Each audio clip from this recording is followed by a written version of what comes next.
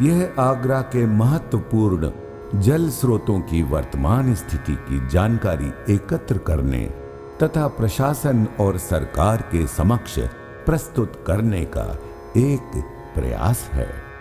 इससे निर्णयकर्ताओं को सही और सुधारात्मक कार्रवाई करने में मदद मिलेगी ताकि आगरा की जल स्थिति को बहाल किया जा सके।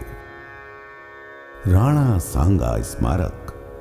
जिस प्रकार गुजरात में statue of unity Sardar Sarovar की प्रतिमा की पृष्ठभूमि में नर्मदा नदी पर स्थित सरदार सरोवर अपने आप में एक विशिष्ट आकर्षण है, ठीक वैसी ही परिकल्पना ऐतिहासिक प्रेरक चरित्र महाराणा संग्राम सिंह राणा सांगा का स्मारक बनाते समय राजस्थान की पूर्व मुख्यमंत्री श्रीमती वसुंधरा राजे ने की थी। यह बात अलग है कि वसुंधरा जी की यह परिकल्पना सरदार सरोवर परियोजना के जमीनी क्रियान्वयन 2017 से कहीं पूर्व 2007 एवं 8 में इसे स्थापित कर दिया गया था। 20 फरवरी 2015 को राष्ट्रीय स्वयंसेवक संघ के सरसंघ चालक डॉक्टर मोहन राव जी भागवत ने यहां आकर अपने ऐतिहासिक भाषण में राणा सांगा की वीर गाथा का स्मरण कर कहा था कि यह स्मारक विदेशी आक्रांता के फतेहपुर सीकरी स्थित बनाए बुलंद दरवाजे का सटीक जवाब है। विंध्य पहाड़ी पर राणा सांगा स्मारक राजस्थान के पर्यटन आकर्षण में बढ़ोतरी करने वाली संरचना के रूप में निर्मित किया गया। जिस पहाड़ी पर यह बनाया गया उसकी दाहिनी ओर खनुआ बांध है।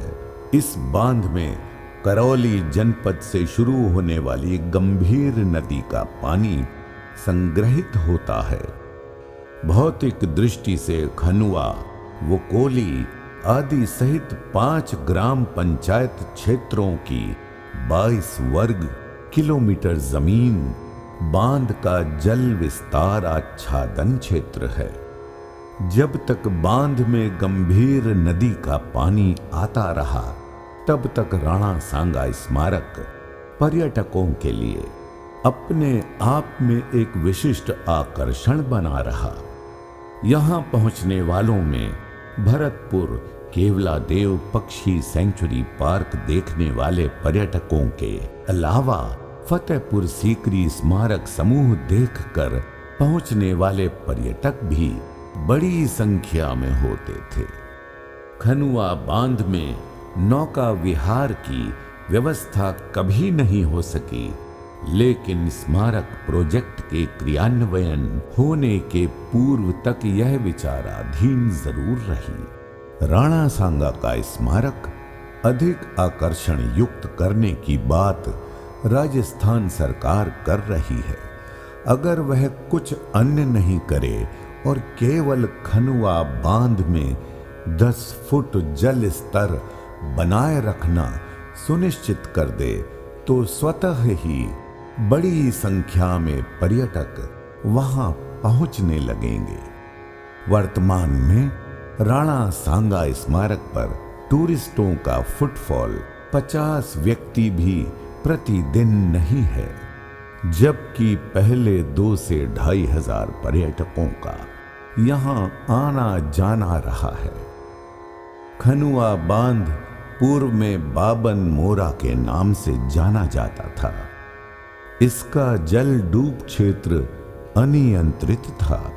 लॉर्ड कर्जन ने इसे व्यवस्थित करवाया और इसके स्ट्रक्चर को सेल्यूस गेट युक्त करवाया। खनुआ के गेट से निकलने वाली जलधारा को उत्तर प्रदेश में उटंगन नदी के नाम से जाना जाता है। सिरौली गांव से यह उत्तर प्रदेश में प्रवेश करती है।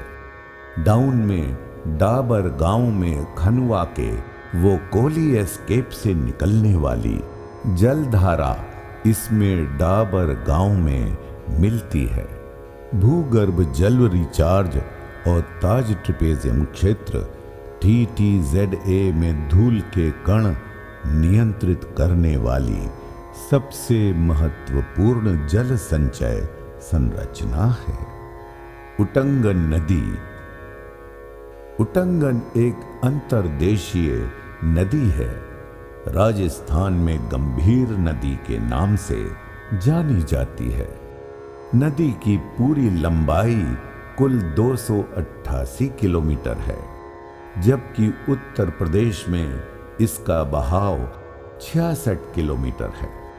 यह राजस्थान से उत्तर प्रदेश की सीमा में किरावली तहसील के सिरौली गांव से प्रवेश करती है और रिहावली गांव में यमुना नदी में समा जाती है। सन 2008 तक उत्तर प्रदेश में प्रवेश के पूर्व आंगन नदी के पानी को खनुआ बांध 52 मोरा में संग्रहित किया जाता था, लेकिन राजस्थान का सिंचाई विभाग इस बांध को अपने हितों के अनुकूल न मानकर एक भी बूंद पानी यहां तक नहीं पहुंचने देता। इसके फलस्वरूप फतेहपुर सीकरी विकास खंड के गांवों में से ज्यादातर का एक्यूफर सिस्टम जल शून्य हो गया है। राजस्थान सरकार ने इसका पूरा पानी करौली के पांचना बांध और भरतपुर के अजान बांध पर रोक लिया है। इसके बाद जो लोकल कैचमेंट एरिया का पानी उपलब्ध होता है उसे अजान बांध में एकत्र कर डंकन मोरी से घना पक्षी उद्यान डायवर्ट कर दिया जाता है।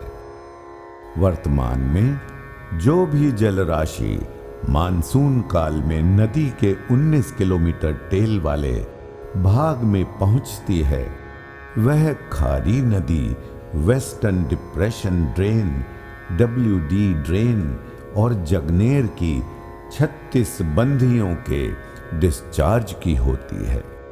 इसके अलावा यमुना नदी के मानसून कालीन उफान की होती है।